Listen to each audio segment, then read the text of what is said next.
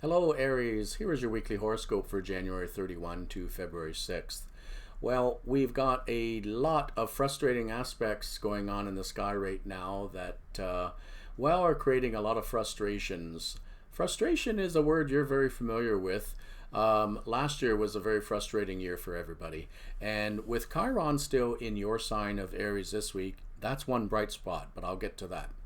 This week, we have the Sun squaring Mars in Taurus all week. We have Venus conjunct Saturn and square Uranus from Thursday on. We have Saturn square Uranus until April 10th. Whenever I say the word square, I mean challenging. Squares in astrology are challenging aspects between planets that bring them into conflict with one another, requiring us to find solutions or ways to work with them. So with the Sun square Mars, Mars is your ruling planet, and your sign is known to have a tremendous amount of energy because of Mars, which rules physical energy and that sort of thing in astrology. So when it's in conflict with the Sun, on the plus side, your athletic ability may be used more. You may put yourself onto a heavy exercise routine or be very involved with sports and physical activities in that way. But unfortunately, the square aspect does create some frustrations as well for some people. It tends to cause most everybody, if this is going on in the sky, it can indicate that everybody may be getting towards their wits' end. I think we're all pandemic weary, for example. And the Sun-Mars square does tend to cause some people to be irritable and more prone to anger and frustration. So keep aware of that this week because you're a very reactionary sign. And if one of these Taurus, Aquarius, Leo, or Scorpio people decide they want to pick a fight with you, they may be surprised to find that you can react quite strongly yourself. And now we have a major conflict. So you may have to take the high road and keep your cool, which will be very interesting to see Aries do. But you might be able to do that because of the Chiron in Aries, which is, Chiron is the wounded healer. It's been in your sign for a while, but at least it is making some softer aspects now. So that may enable you to turn the other cheek and walk away from disputes. Hopefully so. With the Mercury retrograde as well, Aries, this is an area for you that deals with your social life, your community activities, volunteerism, even just hanging out with friends and groups such as that. At least it's not in a terrible aspect with any other planet just yet, just a minor semi-sextile with Pluto. But any Mercury retrograde is no fun. There is an article or two on my website, RobShawAstrology.ca, that explains that more fully, so I won't take up that time in the video. But do know that with Mercury retrograde, it is a good idea to have a lot more patience and leave a lot more time to get to places. Now, we can't get out that much these days. Most everything needs to be done at home.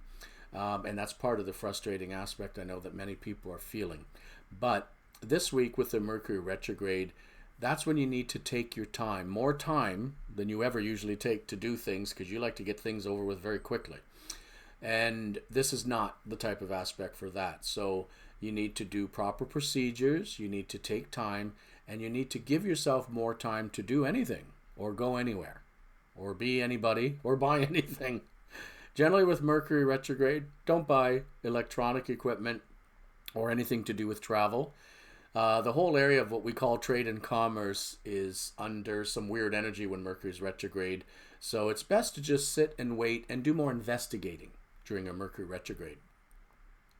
With the Saturn in Aquarius squaring Uranus in Taurus, though even just saying that out loud for astrologers makes us shudder because there's such a conflict of energies there that what we're seeing that some people are so worn out with frustration and anxiety over dealing with the pandemic and economic fallout that they just don't have any more patience and people are beginning to act out.